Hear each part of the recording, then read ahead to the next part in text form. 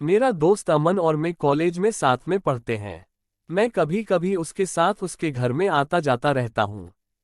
अमन के घर में उसकी 55 साल की मां नैना, 26 साल की उसकी बहन सुषमा रहती है। उसके पिताजी प्रभाकर किसी बड़ी कंपनी में विदेश अमेरिका में कार्यरत हैं। अमन काफी अमीर परिवार से ताल्लुक रखता है।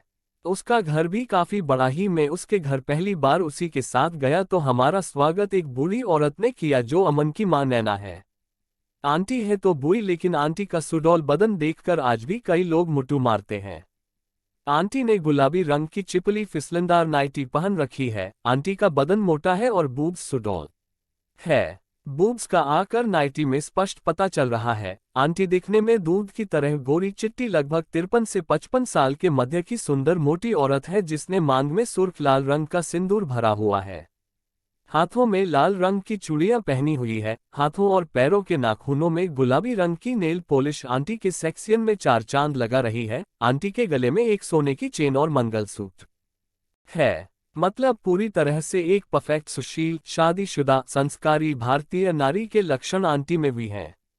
पहली बार आंटी को देखने में ही वो मेरी नजरों में चढ़ गई। उसकी खूबसूरती से मेरी आंखें चकाचौंध हो गई और मेरे मन में अपने दोस्त की मां के बारे में गंदे, हवसपूर्ण विचार पनपने लगे। आंटी ने दरवाजा खोलकर अमन और मेरा वेलकम किया। नैना मुझे पूछते हुए, वेलकम बेटा, कैसे हो? नाम क्या है आपका? मैं, नमस्ते आंटी, मेरा नाम पंडित है। अमन मुझे बताते हुए, ये मेरी मॉम है पंडित भाई। मैं, हाँ भाई पता है तेरी मॉम है, और कौन होगी वरना। नैना, अमन बेटा कभी मिलवाया नहीं तुमने मुझे पंडित से। अमन, तो आज मिल लो मॉम। आंटी, अरे बच्चों बाहर ही खड़े खड़े सब बातें करोगे या अंदर भी आओगे? चलो अंदर आओ। जल्दी से अंदाजा लगाओ मैंने तुम्हारे लिए क्या बनाया है। पंडित, पहले तुम बताओ बेटा। मैं, पता नहीं आंटी जी, आप ही बता दो। आंटी, अरे ऐसे थोड़े ही होता है, जरा सोचो तो सही, तुम बताओ अमन बेटा। अमन, मॉम आई थिंक आपने इडली बनाई है। आंटी, वाह सो इंटेलिजेंट। अमन, अच्छा ह्यूमर है तुम्हारा।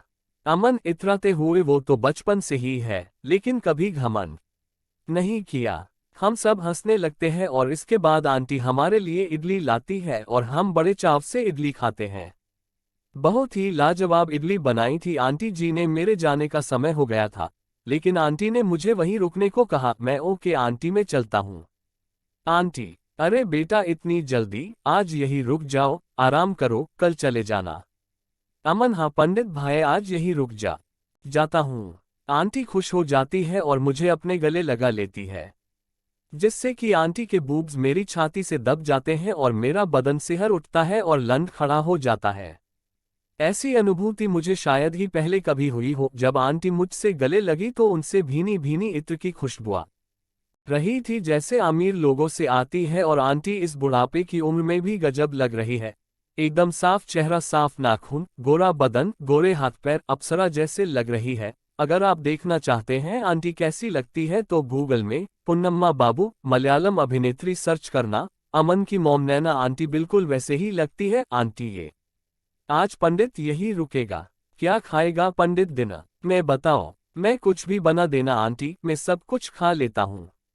आंटी, आज तो स्पेशल बनेगा कुछ पंडित के लिए। अमन बेटा, जा तू मार्केट से चिकन ले आ। अमन, ठीक है मॉम, चल पंडित तू भी चल मेरे साथ आ। तू आंटी, अरे पंडित को यहीं रहने दे, मेरे साथ गप्पे शप्पे मारेगा, पहली बार तो आया है। अमन, ओके मॉम, मैं आता हूँ, पंडित को बोर मत करना आप प्लीज। आंटी, अच्छा जी, दोस्त की इतनी चिंता और पंडित ने मुझे बोर कर दिया तो मेरी चिंता नहीं है तुझे।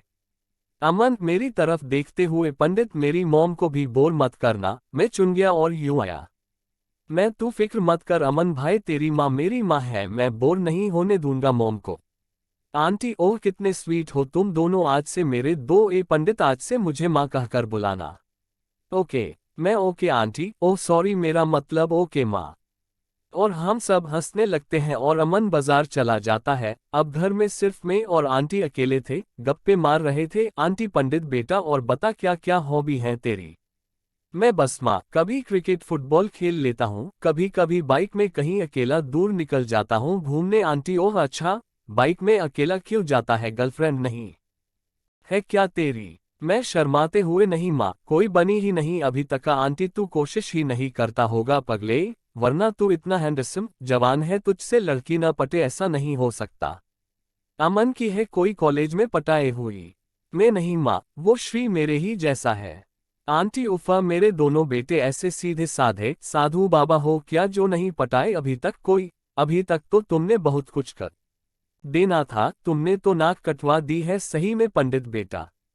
दिक्कत क्या है, क्यों नहीं पटाए अभी तक कोई तुमने?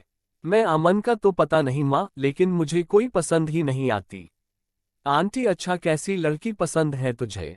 मैं आपके जैसी, जैसे आप हो, मोटी सुडील, खाते पीते घर से लगती हो। मुझे ऐसी लड़की ही पसंद है, कहीं मिलती ही नहीं।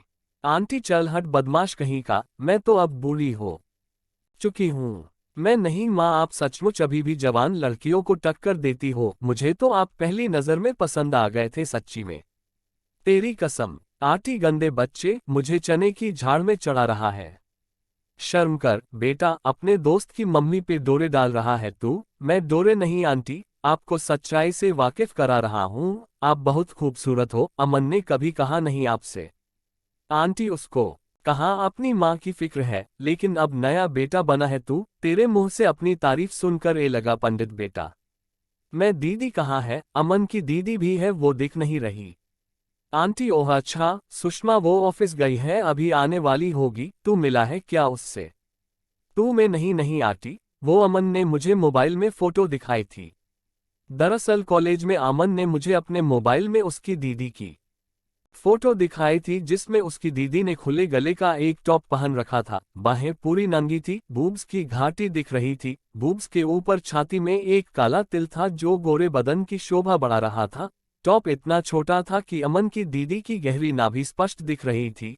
वो फोटो देखते हुए मेरा लंग झटके मारने लगा था, जिससे अमन बेखबर था।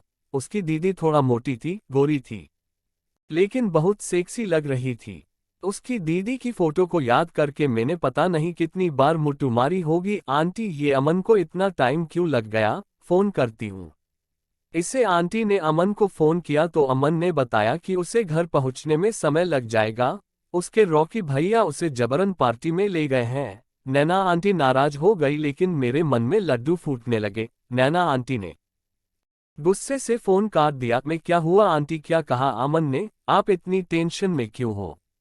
आंटी अरे इसके ताऊ का बड़ा लड़का रॉकी बहुत बिगड़ा हुआ है, अमन को पार्टी में ले जाकर उसे ड्रिंक करवाता है। अभी देख लो, तुम्हें यहाँ घर में रोककर पार्टी में चला गया, बोलता है देर रात में आएगा, लेकिन तुम देखना पंडित बेटा, वी कल सुबह तक ही आएगा। आंटी उदास हो जाती है और सोफे में बैठ जाती है। मैं कोई बात नहीं आंटी, आपका एक बेटा तो घर ही माँ। आंटी अब उससे मांस मंगाया था रात के खाने में, बनाना क्या बनाओ तेरे लिए? दही बता, ये अच्छी बात है क्या? मैं आंटी जो भी आप प्यार से बनाओगी मैं खुशी खुशी खाऊंगा। अब गुस्सा छोड़ो, दिल ना तोड़ो। अच्छा आपके हाथ से ही खाऊंगा, अब तो खुश। आंटी हंस पड़ती है और मुझे अपने गले लगा लेती है। आंटी गले इस तरह लगती है कि हमारा बैलेंस बिगड़ जाता है और हम दोनों सोफे से नीचे गिर जाते हैं। अब मैं जमीन पर आंटी के ठीक ऊपर लेटा हूँ। आंटी हंसने लगती है और आंटी की सांसें मेरी सांसों से टकराती है।